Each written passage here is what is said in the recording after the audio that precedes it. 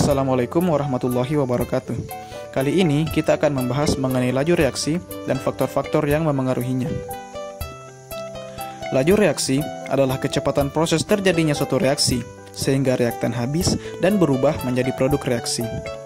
Reaksi dapat berlangsung cepat ataupun lambat, tergantung faktor-faktor yang memengaruhinya. Sebelum membahas faktor-faktor tersebut, mari kita berkenalan dengan teori tumbukan dan energi aktivasi terlebih dahulu. Teori tumbukan.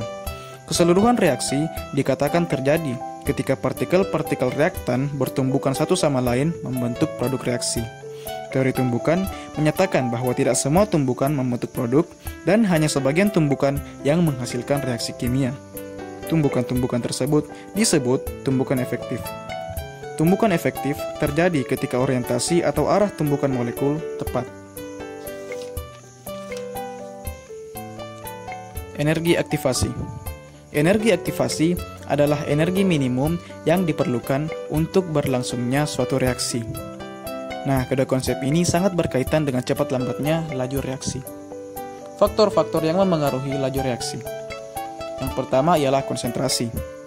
Semakin tinggi konsentrasi larutan, maka semakin banyak molekul dalam tiap satuan, sehingga intensitas tumbukan antar molekul lebih tinggi dan lebih banyak kemungkinan terjadi tumbukan efektif. Hal ini menyebabkan reaksi berlangsung lebih cepat. Yang kedua ialah luas permukaan tumbukan. Jika luas permukaan yang bertumbukan lebih besar, maka frekuensi tumbukan juga lebih besar dan lebih banyak kemungkinan tumbukan efektif. Semakin kecil luas permukaan yang bertumbukan, maka semakin kecil pula laju reaksinya. Sementara semakin besar luas permukaan yang bertumbukan, maka semakin besar laju reaksinya.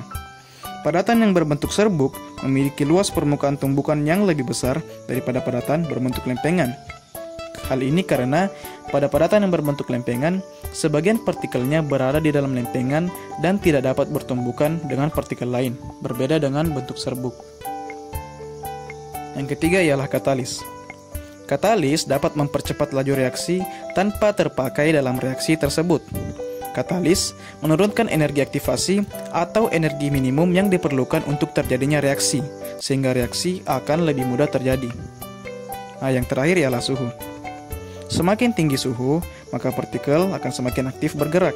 Hal ini menyebabkan frekuensi tumbukan semakin besar, atau dengan kata lain, tumbukan lebih sering terjadi, dan kemungkinan terjadinya tumbukan efektif juga meningkat. Dengan demikian, laju reaksi pun semakin besar atau semakin cepat. Nah, itulah faktor-faktor yang memengaruhi laju reaksi.